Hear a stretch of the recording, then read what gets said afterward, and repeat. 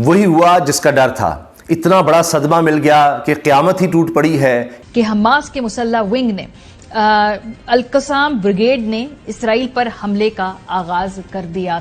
ये इस बात का पैगाम है यहूदियों को कि ना तुम फलस्तीनियों की रूह को खत्म कर सकते हो, ना उनके जज्बे जहाद और जज्बे ईमान को। और ये मुहाफिजीन मस्जिद अक्सा जो तुम्हारे दरमियान में तुम्हारे नजदीक बैठे हुए हैं, ये कभी तुम्हें इजाजत नहीं देंगे कि तुम मुसलमानों के क़िबला अव्वल को शहीद करके यहाँ हैकल सुलेमानी बना सको। ऐसा नहीं करना चाहिए था हमास के लोगों को, लेकिन बहरहाल ये किया जा रहा है। ये जो हमास ने जो वायलेंस शुरू किया है, इनको नहीं करना चाहिए था। हमास ने, जो कि एक दहशतगर्द ग्रुप है, एक टेररिस्ट ग्रुप है, उसने इजराइल के ऊपर ऑपरेशन अल अक्सा फ्लड, तो अल अक्सा फ्लड के नाम से इजराइल के ऊपर 5000 मिसाइलें छोड़ी बहुत कम समय में। इजराइल ने बोला है कि इस बार जो लड़ाई होगी ना, उसमें हमास का हलवा बना देगी इजराइल। डॉक्टर साहब क्या कहेंगे, इसराइल और फलस्तीन की जंग शिद्दत इख्तियार कर गई है, मामला किस तरफ बढ़े हैं और इस जंग के असरात क्या पाकिस्तान पर भी मुरतब हो सकते हैं?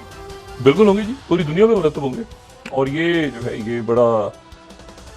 ये जब से बात चली थी ना सऊदी अरेबिया और इसराइल के दरमियान ताल्लुकात की, तो मेरा इस दौरान ये मौक़िफ़ रहा हमेशा, जो ऑन रिकॉर्ड में बात कहता था कि ये इतना आसान, इतना सहल नहीं होगा ये सारा मामला।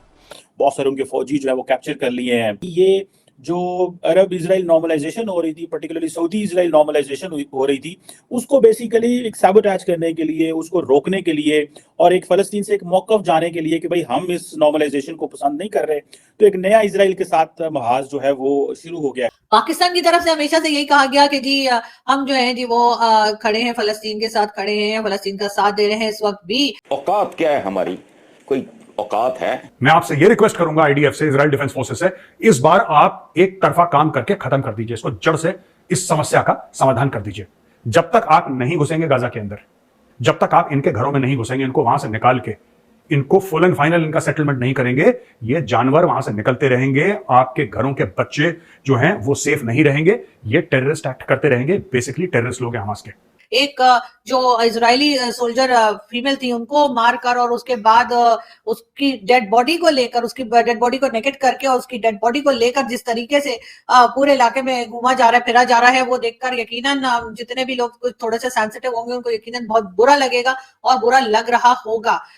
रोज ये यहूदी मुसलमानों को रुस्वा करते हैं। हजारों हमारी बच्चियां उठा के ले गए, जेलों में बंद की हुई, हजारों की तादाद में हर साल फलस्तीनी बच्चों को जलील रुस्वा करते हैं, कत्ल करते हैं, बमबारी करते हैं, टैंक लेकर जाते हैं। उस वक्त सब खामोश रहते हैं, कोई ये नहीं कहता कि फलस्तीनियों को मज़ाहमत करनी चाहिए। ये बेगैरतों की बात कर रहा हूं। और फलस्तीनी इज्जत और गैरत के साथ बर्दाश्त करते हैं, जहां मज़ाहमत करनी हो करते हैं, गिरफ्तार भी होते हैं तो आंखों में आंखें डाल के यहूदियों की बात करते हैं। लेकिन अब उन्होंने तैयारी के साथ जब इसराइली रियासत पर हमला किया है। बता दें, इजराइल भारत का पक्का दोस्त है और भारत के दोस्त पर अगर कोई आतंकी संगठन हमला करता है तो भारत उस आतंकी संगठन को जड़ से उखाड़ने में वक्त नहीं लगाएगा। और पीएम मोदी का बयान कुछ इसी दिशा में दिख रहा है। पीएम मोदी ने अपनी प्रतिक्रिया देते हुए कह दिया कि इजराइल में आतंकवादी हमलों की खबर से गहरा सदमा लगा है। हम इस कठिन समय में इजराइल के साथ एकजुटता से खड़े हैं। पूरे 140 करोड़ भारतवासी आपके साथ खड़े हैं। ब्रिटेन के प्रधानमंत्री ऋषि सुनक ने एक ट्वीट किया है और उन्होंने लिखा है कि मैं हैरान हूं, सुबह में हुए आतंकी हमले की जानकारी हुई। हमास टेररिस्ट ऑर्गेनाइजेशन ने जिस तरह से इजरायली लोगों पर हमला किया है वो बेहद हैरान करने वाला है। इजराइल को पूरा अधिकार है कि वो अपनी सुरक्षा के लिए हर जरूरी कदम उठाए। ये सीधा और साफ बयान है ब्रिटेन के प्रधानमंत्री ऋषि सुनक का।